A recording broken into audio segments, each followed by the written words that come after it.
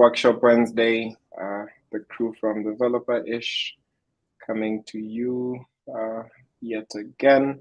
Last time we had the Workshop Wednesday, we had a talk that was done by Gertrude, where we discussed testing for web accessibility and different approaches to web accessibility in general. If you missed that, you are very welcome to catch that on the developerISH YouTube channel, and as well catch up with blog that Gertrude and the rest of the team at the Web Accessibility, I think, Africa team. They post often there, and they also do their own meetups. So feel free to check them out. Today we are going to be discussing, or we're going to have a presentation by one and only Ian. Ian is going to be talking to us about how to run 1 million jobs over Kafka. It's a very interesting topic. This is, of course, more on the backend side of things compared to last time where we were discussing a lot of client-based related things. For those who are not familiar with Kafka, this is a good time to hear a little bit about what Kafka is used for. And yeah, definitely you are welcome to, if on the call, leave a question on the chat, or if it's urgent, just unmute and speak up, as well as folks on the YouTube live stream. Feel free to leave a comment on the YouTube live stream, and we will make sure that Ian is able to cover your question. Without further ado, Ian, you're welcome to take it away. Thank you. Hi guys, my name is Ian, software engineer, mostly in backend and DevOps. And yeah, today I'll be presenting Kafka. So I think I'll just get right into it, right? Okay, I'll just share my screen. You guys can see my screen? Yes. Okay, nice. So today I'm basically going to take you through Kafka, get to know what it is all about, the problems that it tries to solve, and how it can basically be able to improve your workflows. Yeah. So let's start off by a small introduction. So what is Kafka, right? Probably some do's and don'ts. I'm going to be going slides by slide. After I finish explaining, I'm going to be asking for any questions or clarifications, and then I'm going to be taking probably a few questions for anyone who has not understood. So I just keep on asking as I go through slowly. Okay. Yeah. Okay. So I'll start by basically what is Kafka, right? So Kafka is primarily used to build real-time streaming data pipelines and applications that adapt to the data streams. It combines messaging, storage, and stream processing to allow storage and analysis of both historical and real-time data. I'm going to be expounding more on this definition, and you're going to see how all of this, the whole definition comes into play. Okay. So there are a few terminologies I would like to explain, probably just get into your attention before I continue, before I explain more about Kafka. And so the first one would be producer, right? A producer, it's called a producer API. So what a producer API is, a service that is able to create record and produce, is able to produce and create records and produce them to the topics. I'll explain what topics is down there. And then we have the definition will be consumer. A consumer is a service that can be able to subscribe to one or more topics. It can listen and take action to that particular data. Yeah, I'm going to show you later on how it's going to be applicable. And also we have streams. This basically just in real time, it helps to manage and process the data that is coming in through on the Kafka brokers, right? And connector, basically reusable consumers and producers. And the last the last terminology I'd like to explain is logical is topics. So what topics are logical partitions of data. So any type of data, may it be a JSON, CSV file, whatever data that you want to pass from one service to another. Yeah, you can basically be able to store it as a topic. uh, might not make a lot of sense right now, but yeah, you're going to understand it as we go down the line. Okay, so here here is a question: why Kafka, right? And so what problem does Kafka come to try and solve? What problem is Kafka trying to solve, right? And so I have a small diagram presentation, and I'd like you to think about this. Say, I took this example from a service like Amazon or Jumia or something of the sort, that has many services that work on different uh, that basically work on different topic or provide different services on the back end, right? Say you buy something from Amazon, and you want it shipped to your location. So the first thing you're going to do is you're going to choose your item, and then once you buy it, you're going to check out your you're going to want to check out your product, right? So I'll give, for example, John wants to buy a laptop, and that laptop is 50 shillings. Okay, very good deal. So what's going to happen? So when you check out, probably there's a service that's going to be handling all the checkouts at that particular site. And once you check out, it's going to want to communicate to multiple people. And so you see, checkout wants to communicate to send multiple emails to different people who are going to be interacting with the system.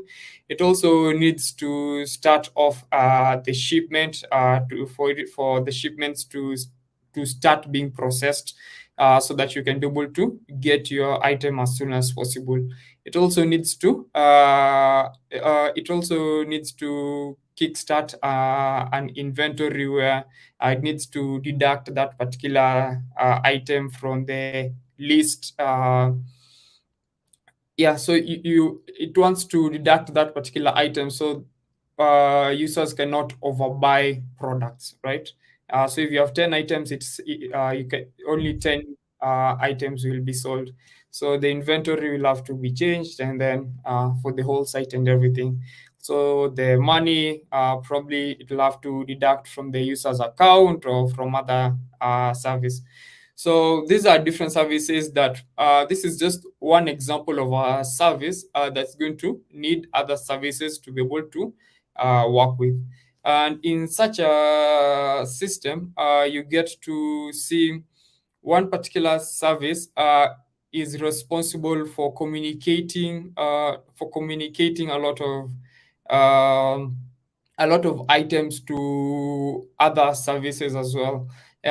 So, for example, for checkout, it needs to it needs to work with the service for emails to make sure emails has been processed and all that stuff, right?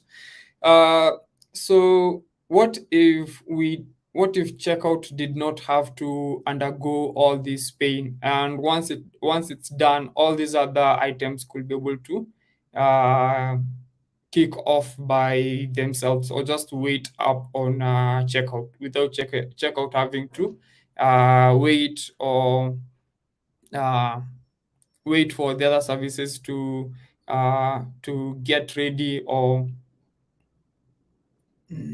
yeah, right. And so the solution that Kafka has, it's going to sort of act like as a middleman, right? So checkout does not now need to know about the send email, the shipments, the inventory, how it's going to work, or the money. So it's going to basically just make sure that the checkout process is that the checkout process is complete. And once it's done that, it just says, hey, this user has activated checkout. And so the user is John, and he wants one laptop, and that laptop is costs 50 shillings. So any other person that is responsible should basically every other person should basically play their role, right? And how is this how will this be helpful to the different services? uh Point, let's say you have you're building a particular system, and then you need to introduce two, three, and probably four other services that needs the service of checkout, or needs to listen into checkout. So they will no longer need to get integrated to checkout, so that checkout can be able to pass data to them. They can basically just tap to Kafka and say, hey, by the when checkout does something, when checkout adds to a particular topic, notify me, and then I will do A, B, C, and D. Okay. Mm, yeah, that's just a small definition of how it works. Do you have any questions still there on the explanation of how Kafka works, or anything I might have said that has confused anyone?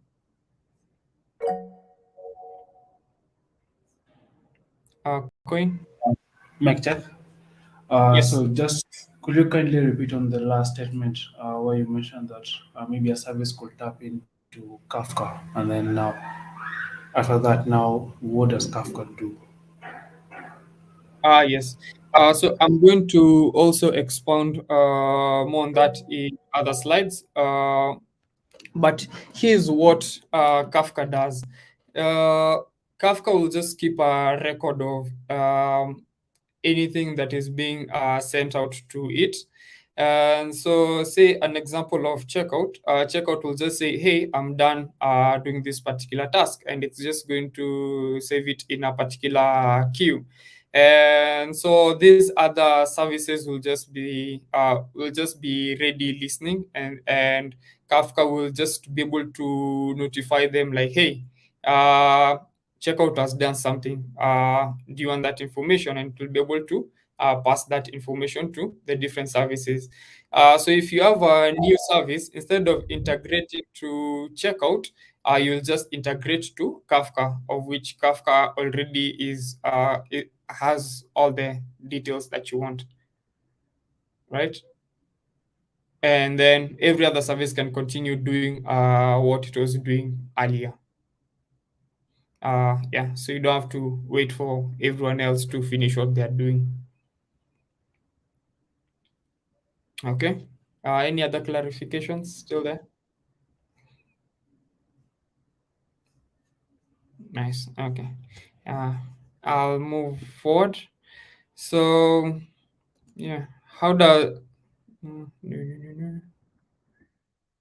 Yes.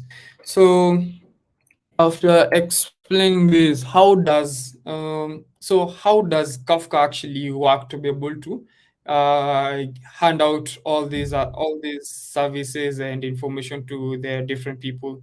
Um, So as explained, we have a producer and a consumer, and you can be a service can consume, and any service can be able to consume, and any service can be able to produce as well.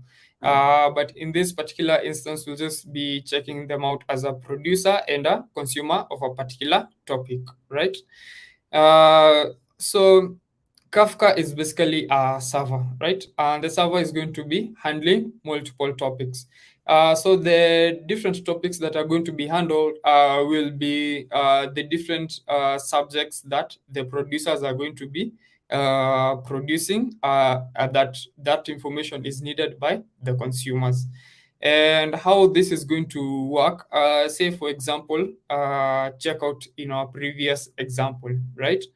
Checkout will probably be producing a JSON file saying, hey, I just processed John, and John is going to be buying one laptop, and that one laptop is going to cost 50 shillings. I've marked it as 50 shillings, right?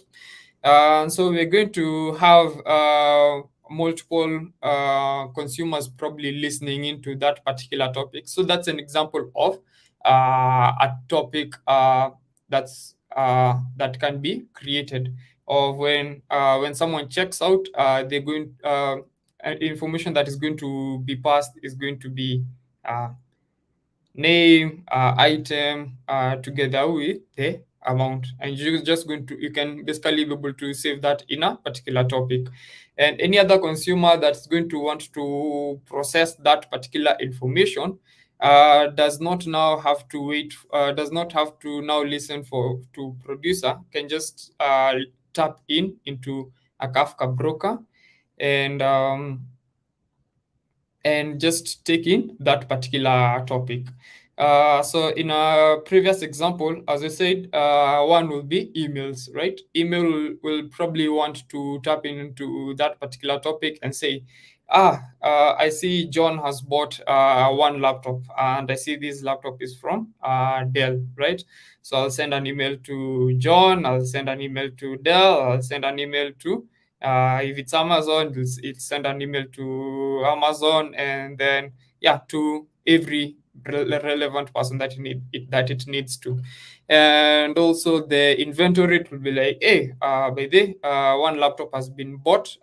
Checkout just processed one laptop, so you need to reduce one laptop from this particular inventory. So it just taps in on that particular topic, and it will just do the deductions automatically. And so you can have a topic with a lot of information, and then how that information is broken down can then be broken down into either a queue or a pub sub, right?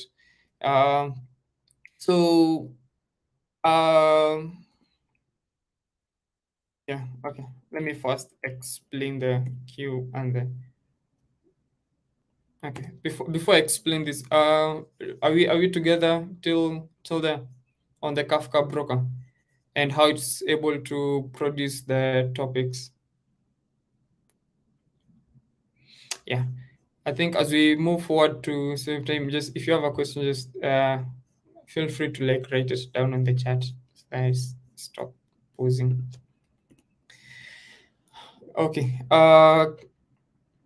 So how is that information saved? How is that information from the producers actually saved on?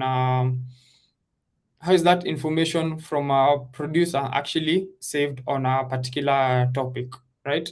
So it can be saved. There are two ways of actually saving it. You can save it in a queue, right? And you can save it as a pub sub. Okay. So a queue, when working with a queue, first in, first out. And say for example of in the example of okay, for the example of a queue, I like to use a different example of user votes, right? Say we have a producer that is getting in user votes. We have a producer that is getting votes from multiple users, right? So that user, that particular producer is going to want to be able to send all those details to a particular topic, and we're going to have consumers wanting to consume that particular topic. But in this particular case, we do not want votes to be counted twice, right? We do not want repetition of tally, or else you're going to have a lot of rigging going on. And so what can happen is, let's say we have three consumers consuming from this particular topic, and all what those consumers are doing is basically just tallying that particular data and adding it to the total election polls, right? So instead of giving all this information to instead of giving all the information to all the consumers, and you don't know what the other consumers are doing, what Kafka in this particular case will do, once it's in a queue, it will now hand over this information one by one as being indexed. So it's going to index this, let's say, from 1 to 5, like in this particular example. And so if you have consumer 1, 2, and 3, when all are listening to this particular topic, right? And since it's a queue, what's going to happen is Kafka is going to give number 1 to consumer 1, number 2 to consumer 2, number 3 to consumer 3. If number 1 is done, and requests for another data is going to go straight to number 4. And you can see now they are not going to tally their same results as one, right? Yeah, so basically that's one use case of when you'll probably want to use a queue, right? But out of the sense, like in our previous example, where you have a producer producing data, but that data needs to be the same data needs to be consumed by several other people, right? You do not want in that particular case the Kafka to skip the items that are being the Kafka to not hand over information that it has to different to a consumer, right? And so what will end up happening is you're going to now use a pub sub. This is where the idea of a pub sub comes in. And so what a pub sub will do, when you're saving in a pub sub, what you're basically going to do is, in the same example, we have checkout. We have data that is being passed out by checkout. Say John has bought 4 apples, Mary 3 apples, Paul 10 apples, etc. Right? And we have 3 different consumers wanting to consume the same data that is there. So how will this go about? While using a PubSub makes sure that every consumer consuming that data will consume all the data from the top to the bottom. And so if consumer wants, so we have 3 consumers listening to this particular topic, and they want data.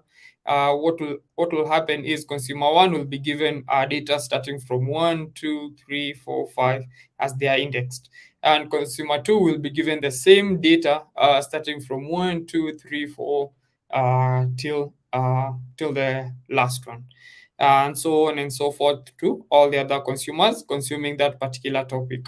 Now, if you want to add other topics as well, or if you want to add other consumers as well, instead of now having to refactor producer, you just tell them, hey, the data is already here, just come and consume it.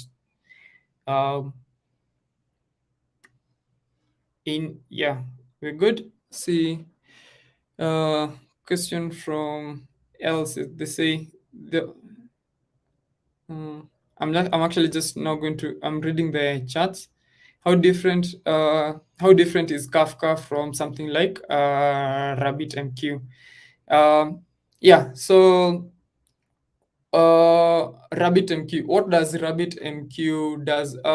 When RabbitMQ was built, it was basically built to work as a queue, right?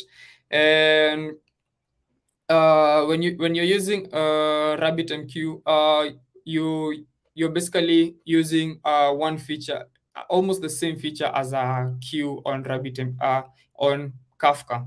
But the added advantage that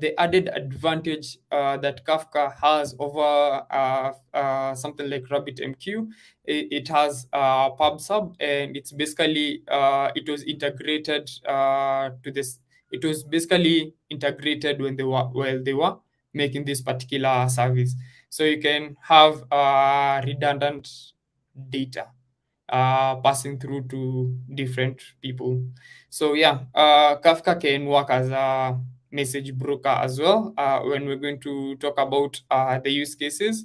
Yeah, so it can work as a message broker. Did I clarify that? Hopefully. They're both message brokers, and you can pick either depending on your needs. Yes, I see most people go for Kafka when dealing with high volume streams. Yes. Also another thing is Kafka. The way Kafka has been built, it can be able to handle a lot more data and very, very fast at the same time, and it's more reliable. It's actually faster than RabbitMQ. Yeah. I mean, to contribute on the same topic, I also find that, I mean, by definition, some people would actually define them like Rabbit is actually what is more designed as a queue, while Kafka is a broker, because there are some variations in how they end up in implementation. And I mean, for anyone who's in a place where you need to pick, or you might find yourself in a place where you need to pick between the two, you should begin with like understanding your needs, right? As Jan has mentioned. So in some cases, you will find performance variations, but then it's also as a consequence of how you're using it. So do you, I mean, as you've sort of talked about, do you need replayability of your messages? Do you need persistence? Your clustering? How available do you need your queues?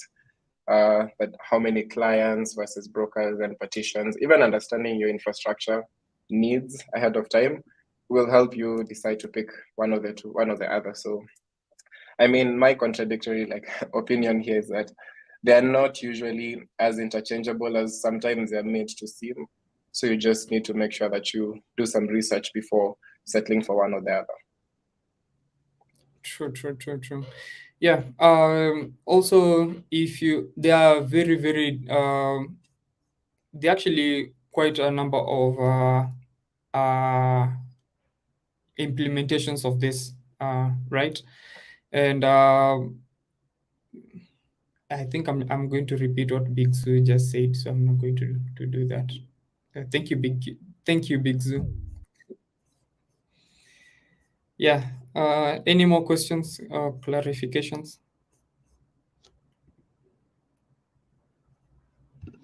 Okay. I hope we are in this together. Yeah, so a producer can be able to, so a producer as well can be able to contribute to multiple topics, and a consumer can also consume multiple topics as well. So what are the use cases? What are the use cases of Kafka? Yeah, one of the use cases of Kafka will be a scalable real-time messaging platform to process millions of messages per second.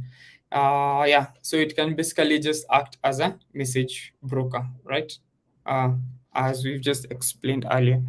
Also, another use case would be an event streaming platform for massive volumes of big data analytics and small volumes of transactional data processing.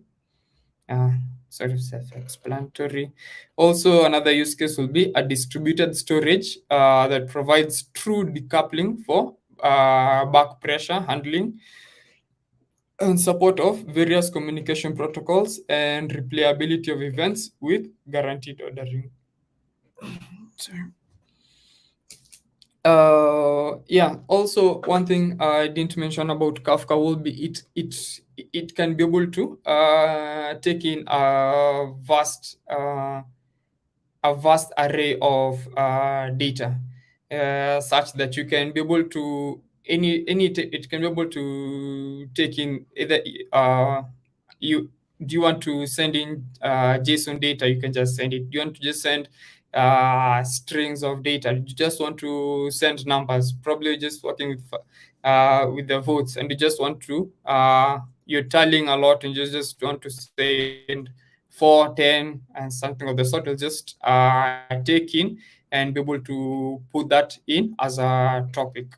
So it can be able to take in a vast array of data as well. It can be able to do files as well, something like CSV files. You can be able to upload them as as contents of topics, and the data will still get consumed by others. Uh, yes. Also, data integration framework for streaming ETL, that's extract, transform, and load. And also a data processing framework for continuous stateless and stateful stream processing. Yeah, I think I've sort of explained all of these in one way or another.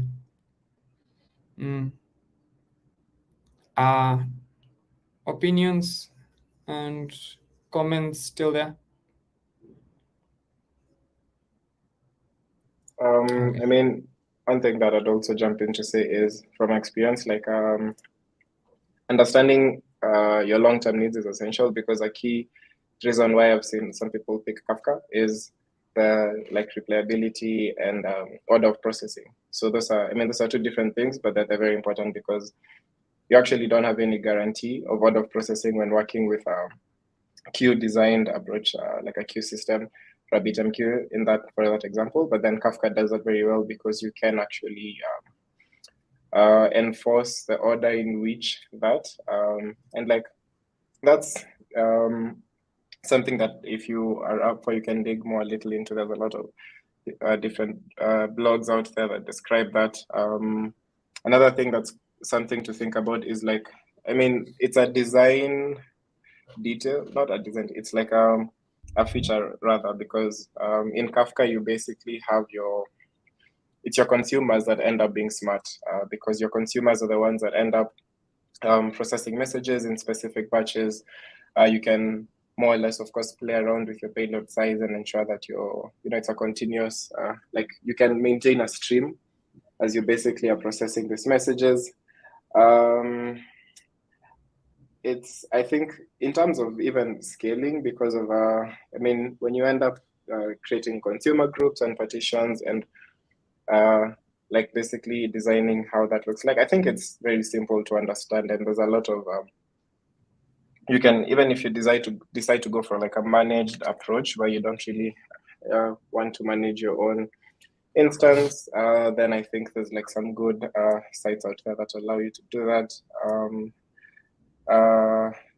Yeah, I mean, for in my, I've sort of worked with folks who've used either of the two, and because I never actually faced any challenges that I could throw on one side.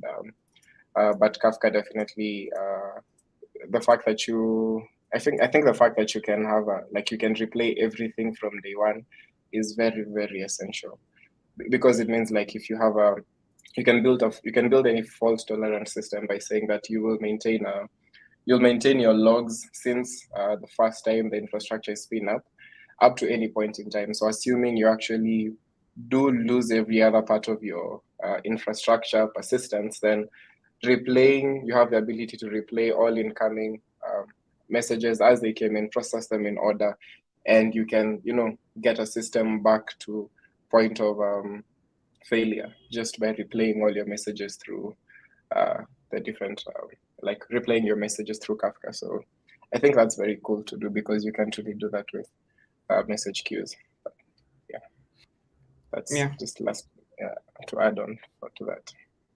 Yeah. Also, another thing about message queues is they are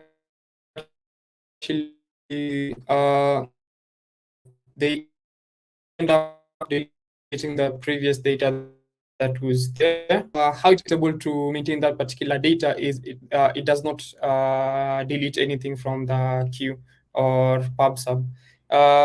It basically just works on indexing. And so while you're using that, while you're consuming that particular data, it just keeps a record of the indexes that are there. And yeah, so it just all the data is still there, just that the index as to until it just keeps a record as to until where that data has been consumed and what has not been consumed, what has been consumed, and all the data is always available. Yeah.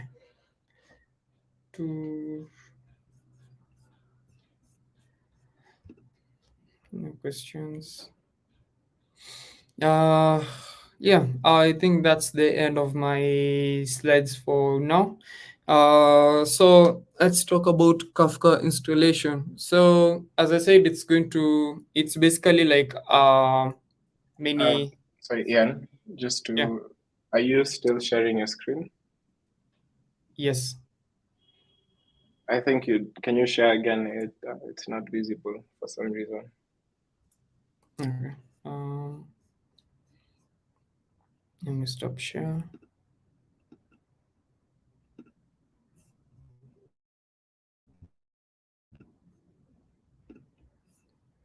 Can you see my screen?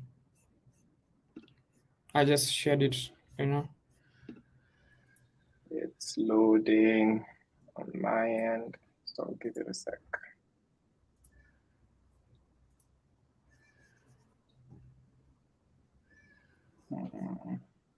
Anyone else? Thank you. Go ahead. It's, yeah, maybe Mark, can you see your screen? No, I can't. Oh. Yeah. Could be network Sure. related. Nice. Share again. I've just shared my screen again. Can you see my screen? Not yet, unfortunately. Maybe you could, I don't know if your video is on, but you could try and see if that, the theory of saving bandwidth. Don't know if it ever actually works. I just stopped sharing. I think you can go ahead as well because, yeah, it may be network related. So, yeah. Going ahead will be a bit tricky because this is when the demonstration sort of starts.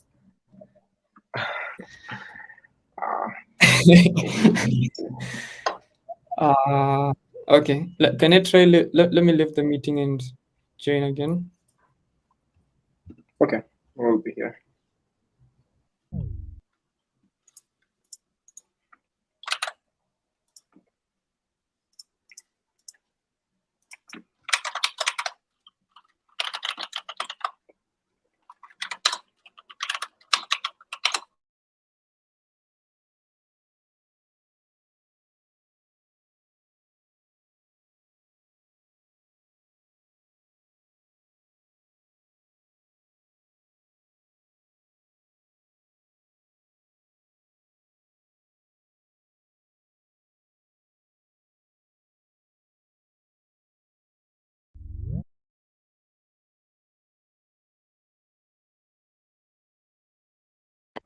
Hi guys.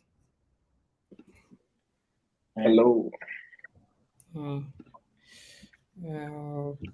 just try and share my screen one more time. Yes, we can see Kafka installation. Yes. Thank you. Yeah. About Kafka installation, I think I'm actually done with this. Just close the slides from here. Just a minute.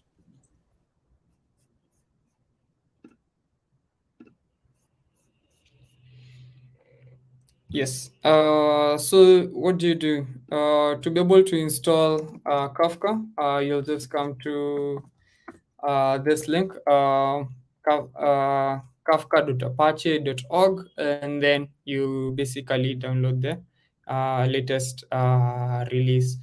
So it comes with two items. So those two items will be Kafka and a service called Zookeeper. And what is Zookeeper? First of all, can you guys see my screen?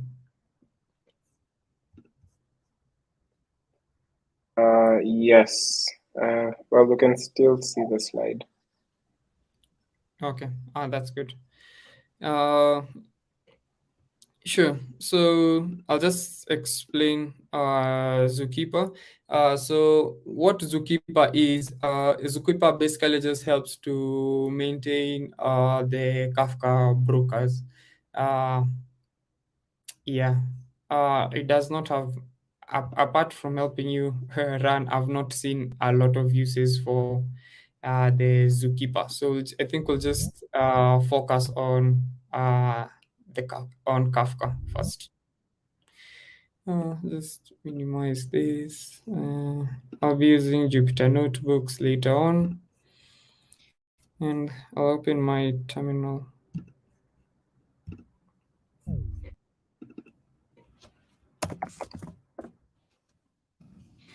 So for this demonstration, I did download the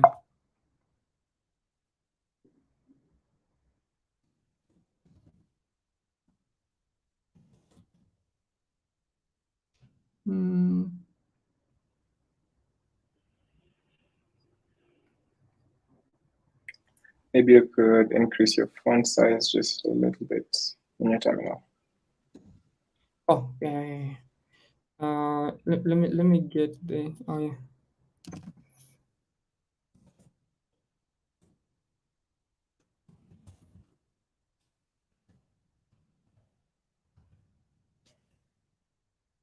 Oh no, it does not.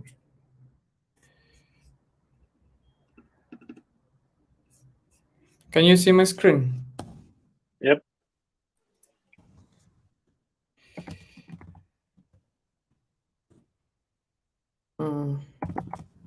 Yeah. So I created a particular folder called developerISH, and what's inside this particular folder is basically basically the download file of Kafka. Just show you. Yeah. So this is basically the zip file that you get once you download Kafka. So what you need to do is basically first extract it from its folder. Yeah, I just did. Brilliant. So as you can see, we have the extracted file and the actual download.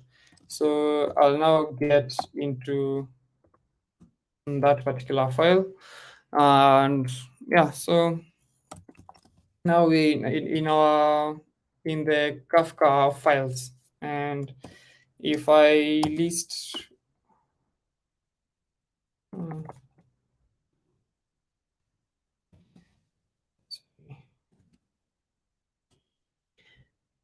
makes no difference.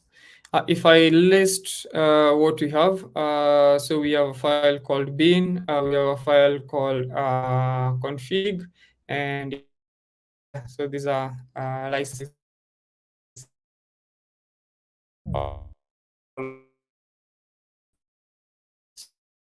side bin config.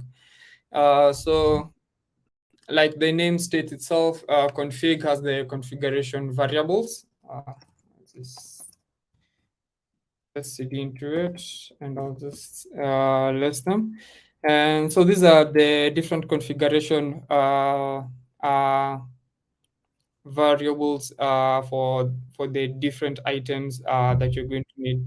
As you can see, we have the Zookeeper properties, server properties, producer properties, and yeah, so anything that you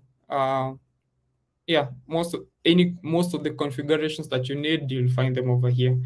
Of interest will be server properties.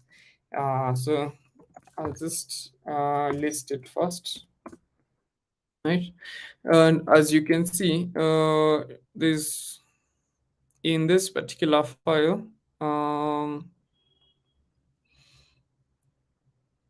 where is it?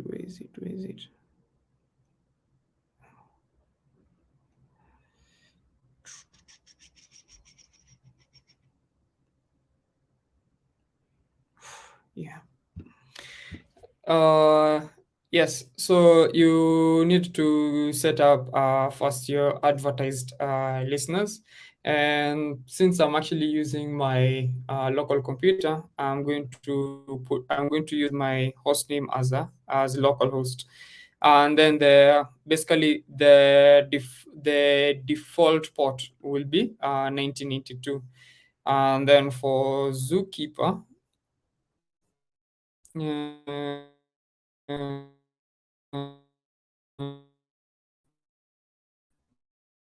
one for Zookeeper is also here. Zookeeper.connect. This is also localhost and its default port is 21.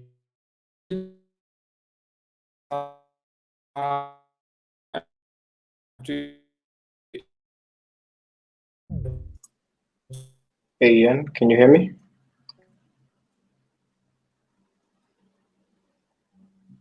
So I'm just going to Mic check, Ian. Can you hear me? using Vim. Yes, I can hear you clearly. Can you hear me? Am I audible? Sorry, I think you've been breaking up for about a minute or about a half of a minute. I think you're back now because your screen is also back. Maybe you could just go over what you were mentioning in the last minute. Oh,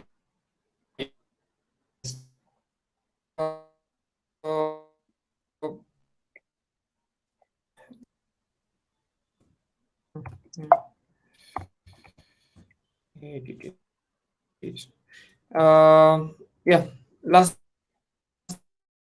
say we're in the config file, and these are basically the configurations that you're going to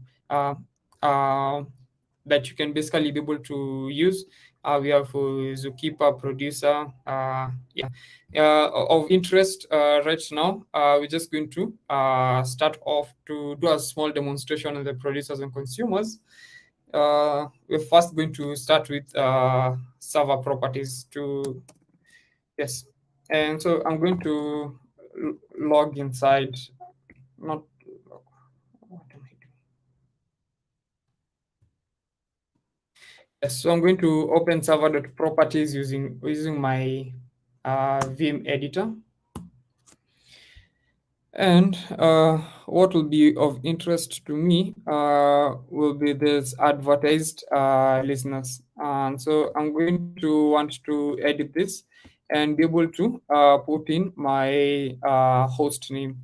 So this depends if you've hosted it, if you're dockerizing it, or something of the sort. You're going to want to put your address over here. So since I'm working on it on my local machine, I'll just put localhost.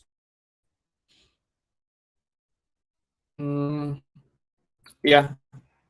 So that will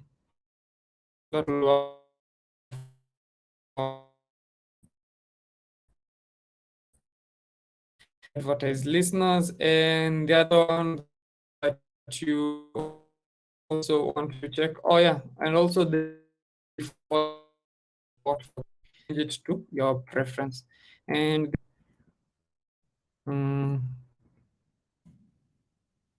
where is it? Yes, here it is. So yeah, the default port for Zookeeper will be 2181, I've set it. It's at default. It's at localhost. So if you've hosted your service, or yeah, it's working on a somewhere remote, you can be able to change that to your address. Yeah, that will be very, very important for this. So I'll save my changes, and yeah, I'll move out from this. So the other folder will be bin, right? I'll just cd into bin.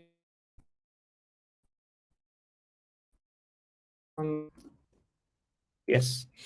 So I'll just cd into bin. Now, if you want to utilize any particular, most of the services that you're going to need on Kafka, you will basically find here on the bin folder. So yeah, for today, what we're going to be working. Oh, okay. To be able to start the Kafka server, you'll first need to start the Zookeeper, and then start the Kafka server. And so see, we have the Kafka server start here, and we have one for Zookeeper over here, right? So how do we start? I'm going to split my shell into two. Just do vertically clear. Make sure. I'm going to copy this address and make sure we're in the same address in both of them. Clear, right? So we want to start off with starting the Zookeeper. So you're already in bin. I'll just cd out of it since my okay. Kafka. Kafka server start. Yeah. So let me explain this. Oh, this is too zoomed in, but okay. So what am I doing? So as I showed you on in the folder bin, we have the file called Kafka server.sh. Yeah, I don't need to read it out. So this is, wait, I need to start Zookeeper. Sorry. I want to start Zookeeper. So Zookeeper server start. Yeah, that's the command that I'm looking for. And so yeah, I showed you this inside the bin folder, the Zookeeper server start.sh file, and then we're going to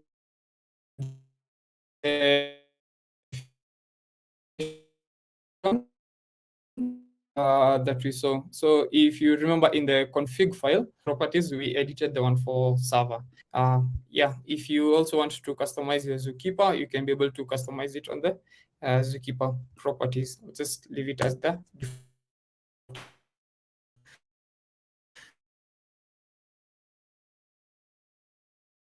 Zookeeper. Yeah. And so yeah, as you can see, Zookeeper already started. It's running, and you can see the port somewhere.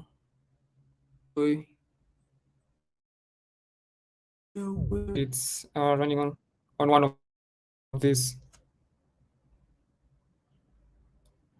Yeah, right over here. Yes. Yeah, as you can see, it's running on port 2181. Should be the same as the one we configured. And so to be able to start Zookeeper as well, no, now we have started Zookeeper. Now we need to start Kafka. And to run Kafka, we'll just do Kafka dash server. I'm really slow in typing, that's why I tend to use this stuff. So yeah, so being Kafka start, the file to start Kafka, which is Kafka server start. And then on the configuration, the properties that we added are the server. They're basically just called the server properties, and that's going to enable us to connect to the Zookeeper. Oh my lord. Okay. Let's see where we are. Oh, we are inside the bin folder. Makes sense. So we're not going to need the here.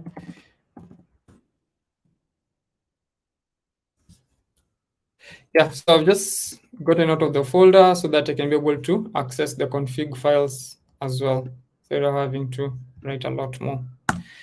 So I'm going to start the server on this side as well.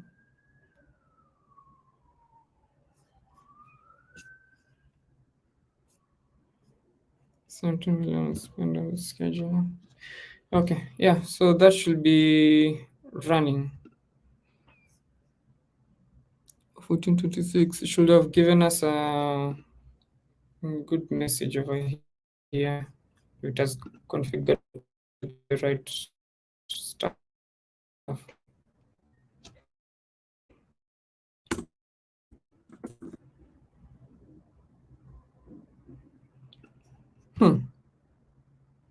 Why don't I feel confident about this?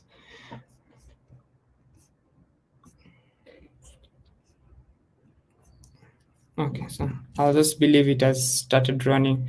So we have started our Kafka. We have started our Kafka server. That's basically how you just initialize it. So how do we how do we create a producer and how do we create a consumer? Actually, before we create a producer and a consumer, we need a topic, and I'll show you in a new shell.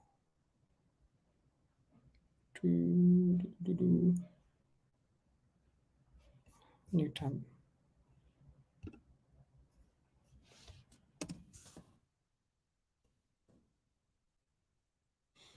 I'll cd to same directory as well.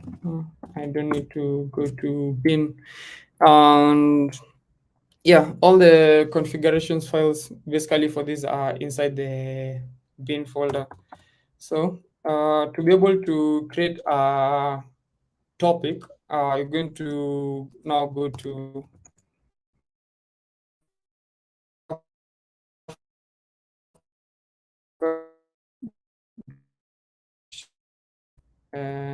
Kafka. This will do. It will now this particular file will help us to be able to create topics.sh will help us to interact with the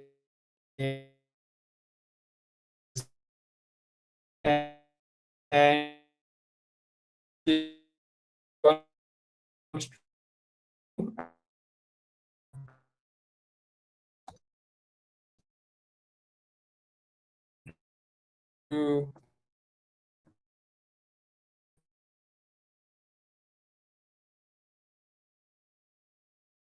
I think we lost Ian again. Can you hear me, Mark?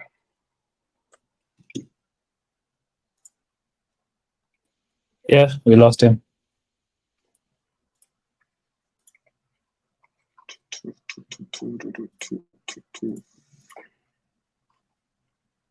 Yeah, in the middle of the demo. I think Ian's internet has become a bit unstable, though we are getting parts of it. Let's give him a few minutes, see if he's able to rejoin the call.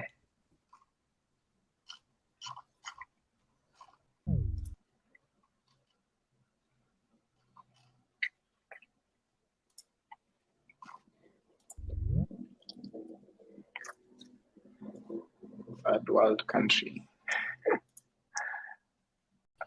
hi guys. Hey, Ian, welcome back. Yeah, this is definitely not going as expected. My internet has decided to fail me. Can you guys hear me? Yeah, you're audible right now. Okay. Could you give me like 2 minutes to change my internet connection? Yeah, I think Sure. that's welcome. And Okay, let me try this one last time. If I drop out again, or if I get if I have issues, I'll just go and change my internet connection. Sorry, I'm really sorry about this. Had I explained about the topics and how to create it the last time we left? yeah, I think you're just talking about just using the command to create a specific topic. So yeah, that's where you are. Nice. Yeah, so I'll just give this particular topic a name. I mean, For this name, also as you continue, just sorry for the interruption, but a quick time check because we are at like 2:07. So we can just to keep that in mind. oh, sure thing. I'll make it a bit faster. I'll just name it good demo and paste the codes. Hopefully. So yeah, so I just created a new topic called good demo.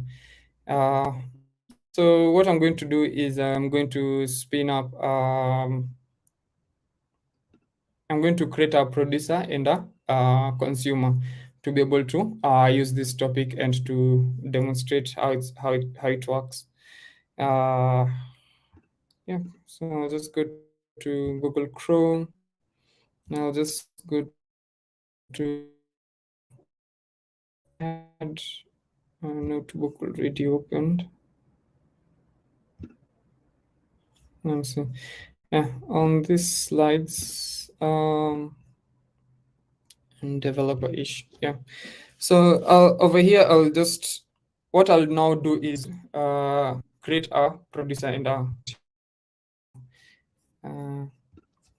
and just demo it real fast. So the first thing we need to do is name producer, right? And for this particular producer, I have a. I don't want to explain this. So what I'm basically doing over here, I'm importing system and basically installing Kafka Python. So I'm also going to install the conda version of it. So Kafka Python is basically a Python library to help to interact with a Python library that is going to help to interact with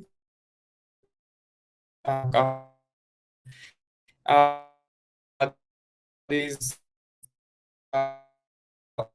also yes, and yeah, other languages also have their own. So I'll just run that. Already satisfied of the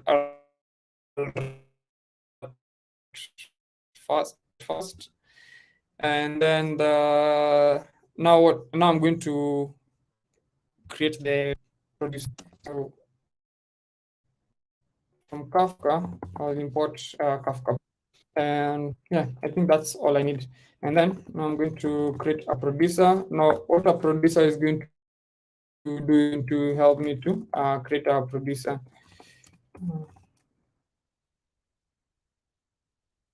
Yeah, that should be okay. And then now for properties that are needed inside that particular Kafka producer will be the server where it currently is, Bootstrap,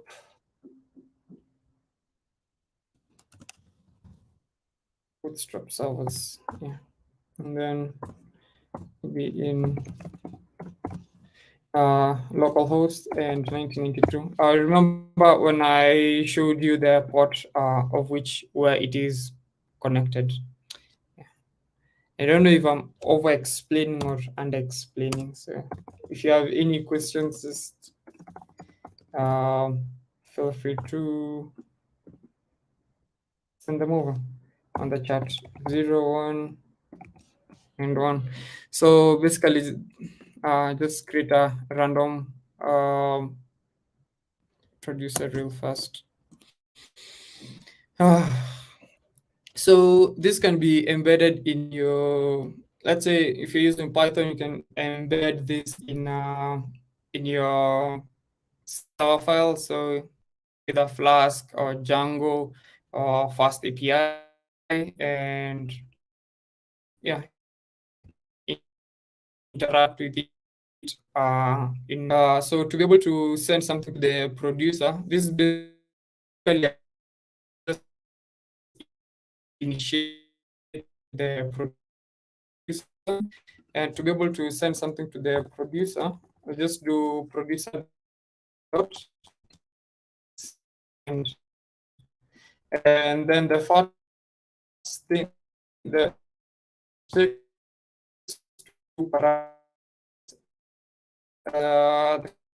parameter will be any topic.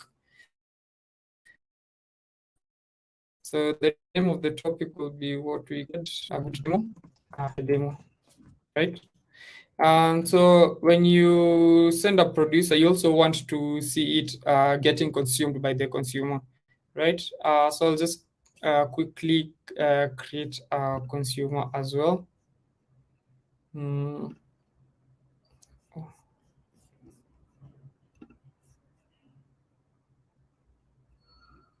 yes. I'll just name it consumer. It's really not important.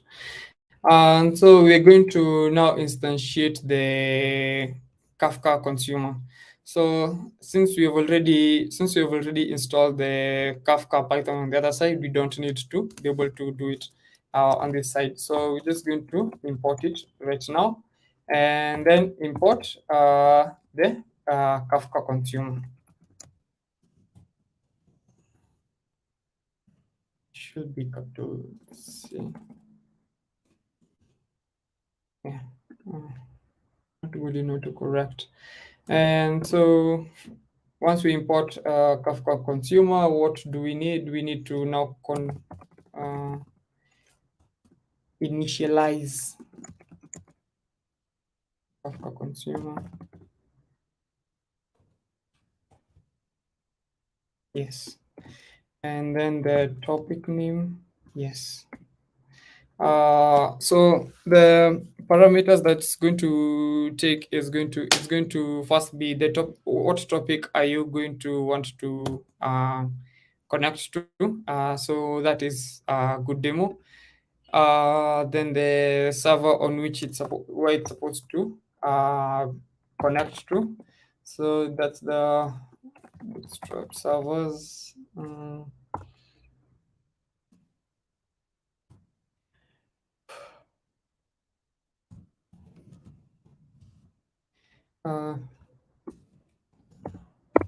Yeah, I guess I showed you the server that I created on the server files previously, and then probably the API version. These are really not important, but yeah, why not?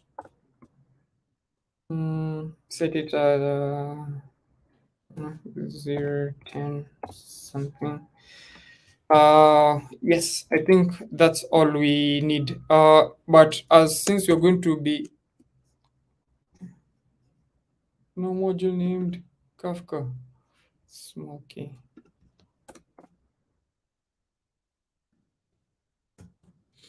Yeah, so I want to quickly show a small demonstration of a producer producing content in real time and a producer producing content and consumer consuming not consuming per se, but sort of receiving that particular content in real time. What I'll want to add to this consumer will be a time limit.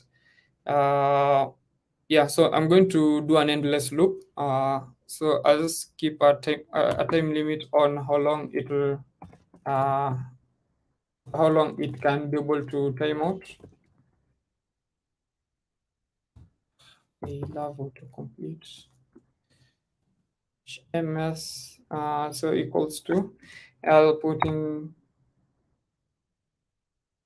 10,000 milliseconds. So that will give me a while as it loops through to be able to send multiple data, right? So I'll just create a loop for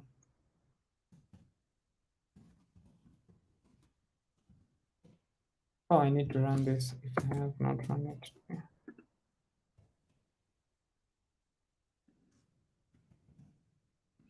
So for messaging consumer, I just want to print the message, right? To see whatever I'm going to be sending on this other side. So just get the message value. It's going to send a key pair, right? How many items do I want to send? So this is the producer file.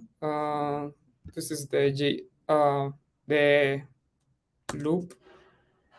So as it's running for a few seconds, if I send this assertion error,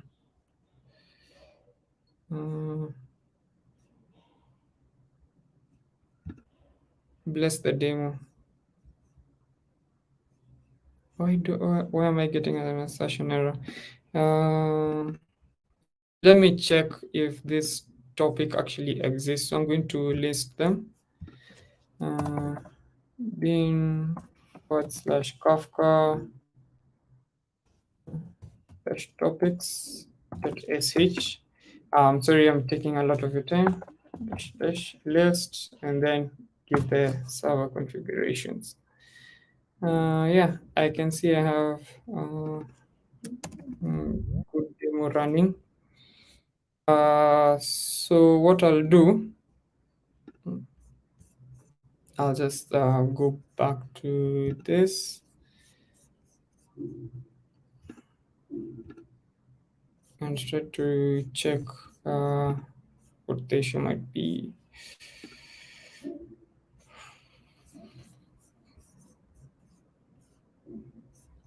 Where's my mouse?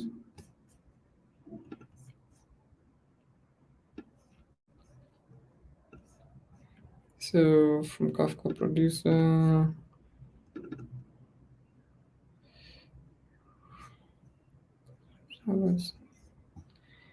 producers.send should now be able to send this particular content.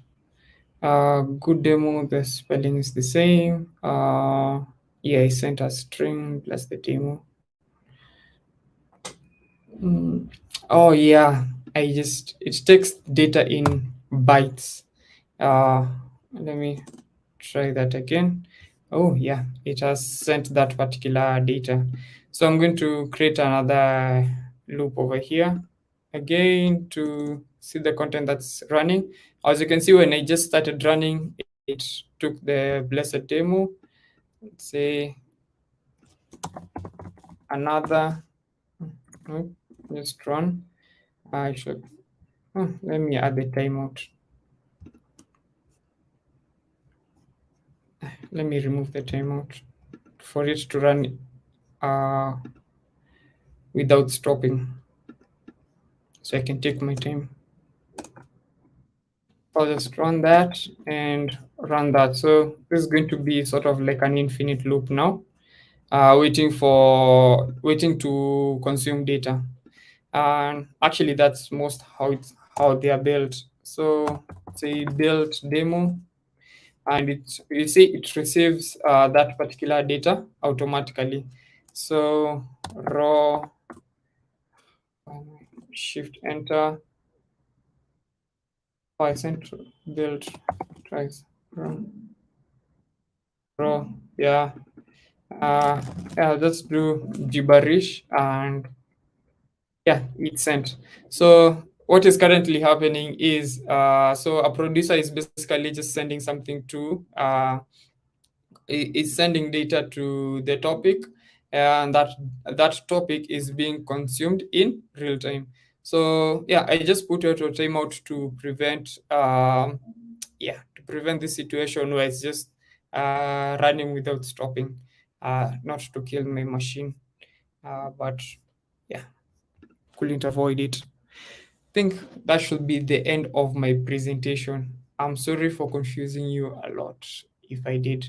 Any questions till there?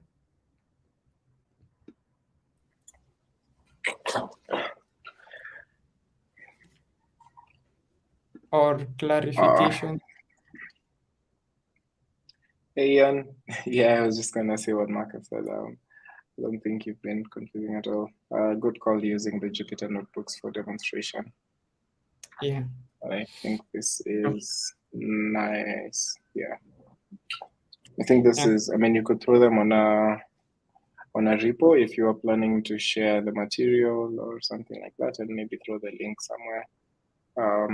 Either on the repo in your GitHub, a link to maybe even the document, the presentation as well. But yeah, I mean, anyone who may have a question, this is the time to jump right in. And yeah, maybe Ian can answer it. So anyone wants to jump in with a question right now?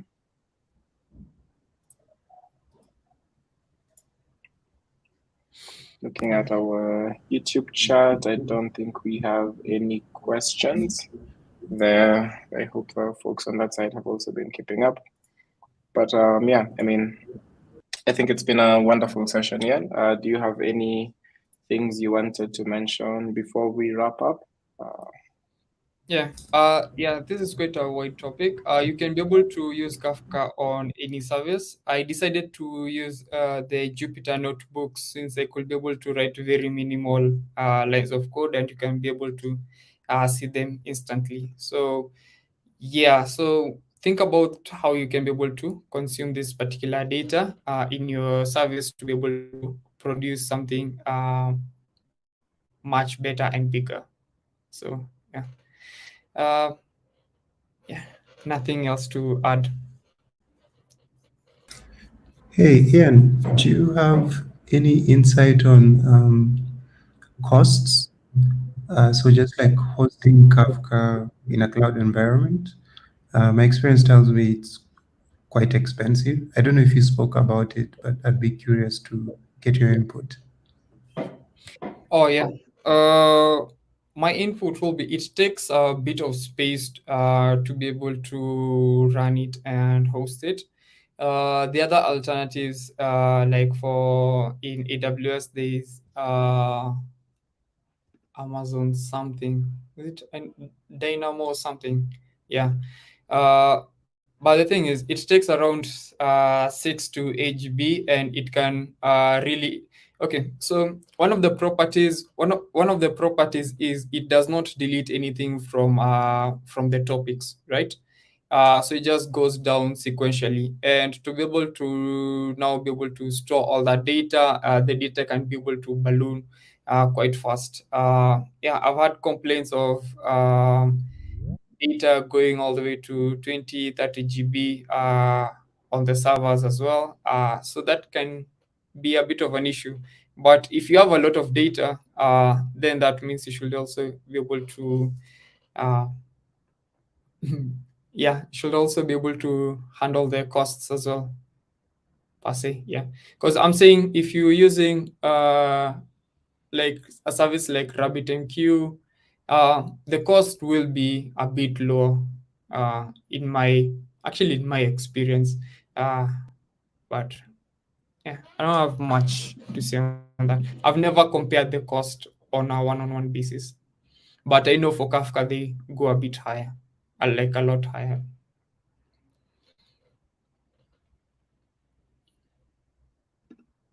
Yeah, I mean, I could comment on the same. in environments we're running the like Kafka, it's not the cheapest alternative, especially if you decide to go the managed route. And of course, there is an enterprise version, which, depending on the context that you're working in, may be something to consider if you will require that form of support.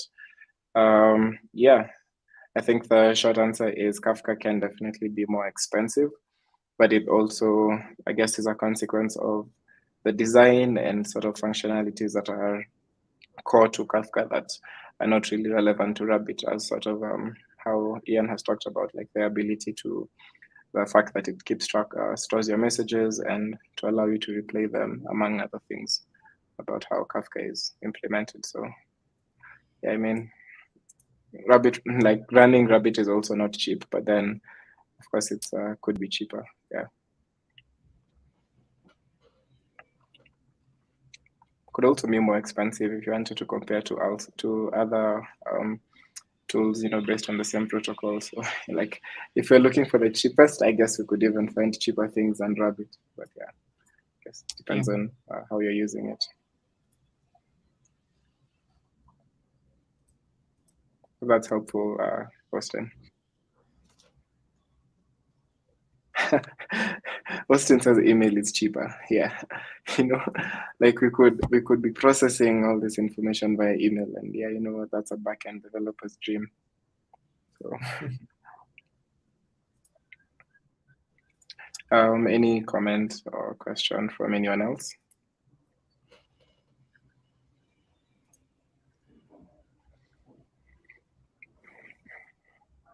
Anything from you, Ian, or we can wrap it up?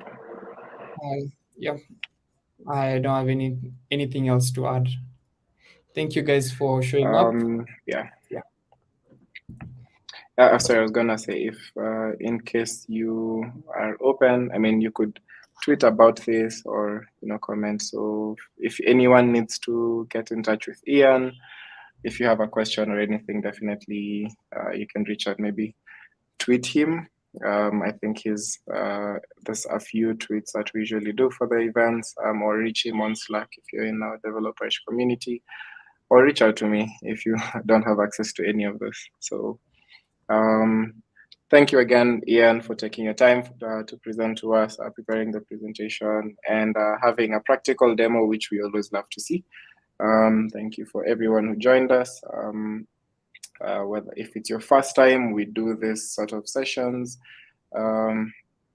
just about monthly, where we have different folks in our community discuss different topics or tools or things within the landscape of software engineering that are very relevant to a lot of developers. So feel free to submit topics of interest or recommend your friends if they want to reach out. I see Ian typing out his Twitter somewhere inside the Jupyter notebook, so you can find him there. And see you guys next time, next month, same, not the exact same link, but of course, see you guys next time. So thank you for joining, and bye.